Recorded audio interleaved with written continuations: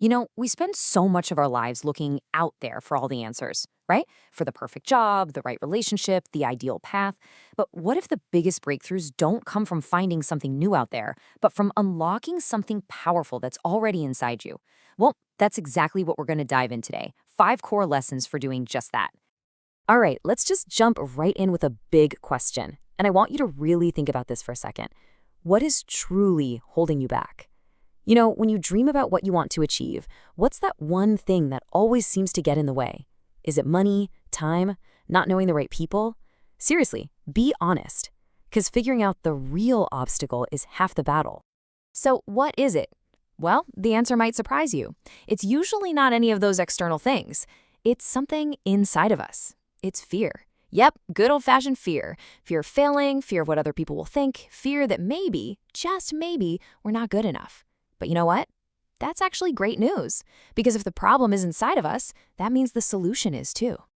Okay, so if fear is the lock on the cage, what's the key? It's not some complicated secret or magic formula. It's simply action. And that brings us to our very first lesson.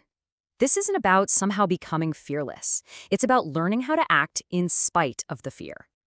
This is such a powerful way to think about courage, isn't it? We have this idea that brave people just don't feel fear, but that's not it at all. The reality is they feel all of it, the nerves, the doubt, the uncertainty, and they just choose to move forward anyway. That choice, that one decision to take one small step, is where real courage is born. So, how do we actually do it? Here's the game plan. First, you have to stop waiting for the perfect moment. Come on, we both know it's never going to come. It's just a fancy word for procrastination. Instead, you lean into step 2. Do one thing, just one, every single day that pushes you just a little bit out of your comfort zone.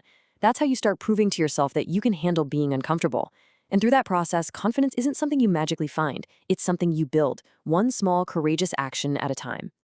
But look, taking action is really only the start. What happens when you've been taking those small steps every day for weeks, maybe even months, and you're still not seeing those massive results you were hoping for? Man, that's where it gets tough. And that is where our second lesson comes in, the quiet but immense power of patience. I absolutely love this metaphor. It's just so perfect. Think about it. If you try to smash a giant rock with one single massive blow, you'll probably just exhaust yourself and get nowhere. But a tiny drop of water dripping in the exact same spot over and over and over, eventually it will carve a path right through that stone. The real power isn't in one big burst of effort. It's in the steady, unwavering consistency. It's basically the power of compounding in action. It's like putting a tiny amount of money into a savings account. At first, it feels like nothing's happening. But over time, with that persistence, it grows into something huge. Your efforts work exactly the same way.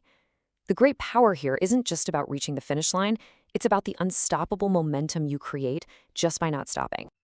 All right, so you're taking action, you're being patient, but there's this one huge trap that can derail even the best of us.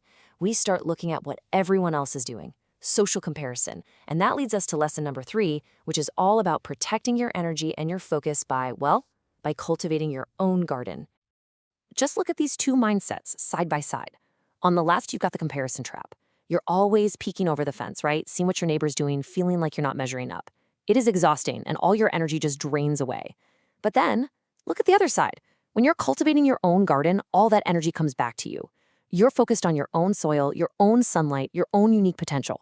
It's not a competition anymore. You're just growing. And this is so liberating when you really get it. You are not in a race with anybody else. The only person you're competing against is who you were yesterday. That's it. And when you can truly lean into that, man, you find a kind of freedom and purpose that just looking at what others have will never give you. And a fascinating thing happens when you stop looking over the fence and you start really appreciating your own journey. You start to realize how much you already have. And this leads us directly into our fourth lesson, which is all about creating a sense of abundance. And believe it or not, it starts with one simple practice: gratitude. So let's just redefine what abundance even means. It has nothing to do with the number in your bank account. It's a state of mind. It suggests that true wealth isn't about acquiring more, but about appreciating more. It's literally a skill, training your brain to see the richness that is already all around you. And it can start so simply. In fact, let's try it right now. Can you think of 3 specific things you're grateful for? And I don't mean big, life-changing stuff. I mean the small things. The taste of your coffee this morning, a kind message from a friend, your health. This little daily habit is like a workout for your brain, strengthening the parts that see joy instead of scarcity. So all this inner work, building courage, patience, and gratitude is absolutely foundational. But we don't do it in a vacuum, right? We're social creatures. We are wired for connection. So for our final lesson, let's talk about the people who walk alongside us on this journey. So what makes a relationship truly healthy, one that fuels us? Well, here are the building blocks. It's about being sincere enough to be yourself and offering others the understanding to be themselves.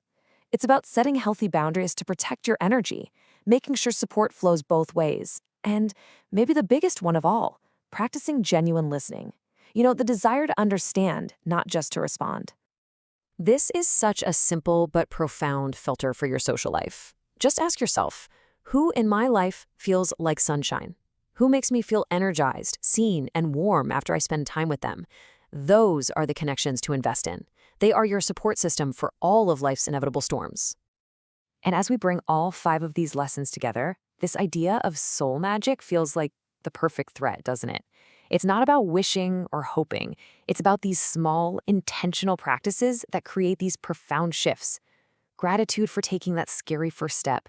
Gratitude for your own unique path. Gratitude for the people who feel like sunshine. See how it all connects? So I'll leave you with a challenge. We've explored 5 powerful forms of this soul magic: action, patience, self-value, gratitude, and connection. The question isn't just which one resonates with you, it is which one will you intentionally put into practice today.